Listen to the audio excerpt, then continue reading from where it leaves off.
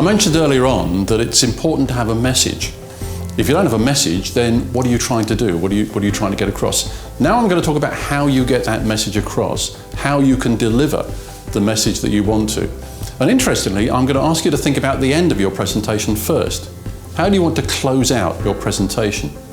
The thing is, don't forget there are 10 people in your category.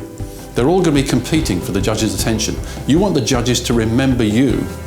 And the reason you want them to remember you is that you want to get to the top of their attention. You want to make sure that they know exactly what you're all about. And that's why you need to think very carefully about how you close your 20 minutes before the Q&A starts.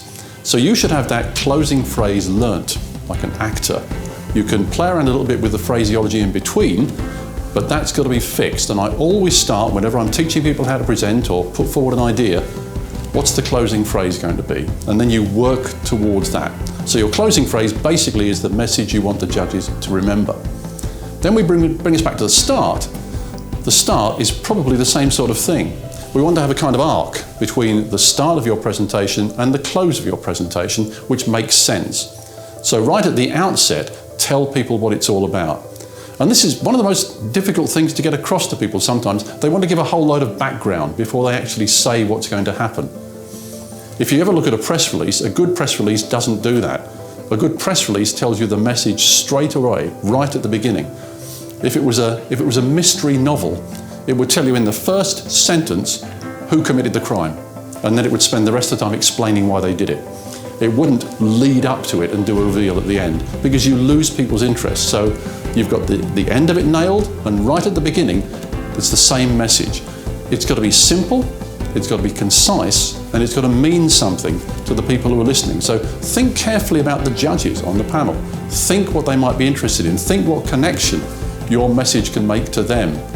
And you can highlight that by giving examples, anecdotes, testimonials are great, quotes from people who know your company well, have used your services, are all good. Stories always work really well. Sometimes people focus too heavily on facts.